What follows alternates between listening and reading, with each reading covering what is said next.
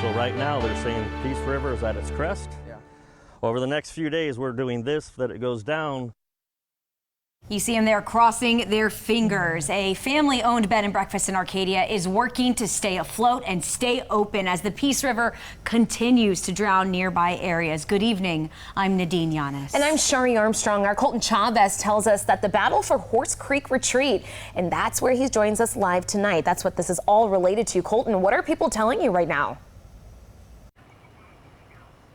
Well, Shari, what I want to tell you first is this picnic bench that you can see next to me is usually where guests come to relax after spending a day kayaking out on the river, but extreme flooding now filling up and taking over the back half of this property.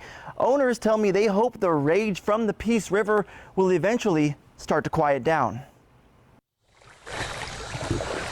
In parts of Arcadia, an overflowing Peace River has floodwaters advancing at Horse Creek Retreat. We're going on our second week like this.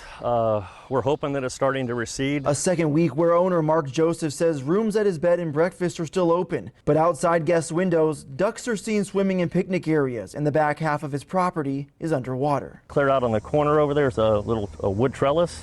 That is the river's edge, and it goes all along to where the ends of the trees are. That river is actually Horse Creek, a waterway that Mark explained to me flows into the Peace River, but when the Peace River floods, so does Horse Creek. We're currently 4 feet above flood stage. That 4 extra feet explained by DeSoto County spokesperson Sarah Walker, drawing from heavy rains, soaking parts of Veterans Memorial Park and closing the Peace River campground. This happens regularly, so they're aware of these situations. Regularly, Walker tells me, means about once a year. But for flooding to be this bad in the middle of hurricane season. So more than fingers crossed that we get this down before the next wave comes. A situation Mark back at Horse Creek Retreat says his rooms were built to handle, but he hopes never comes. They built everything up, so it's designed to have water run underneath it.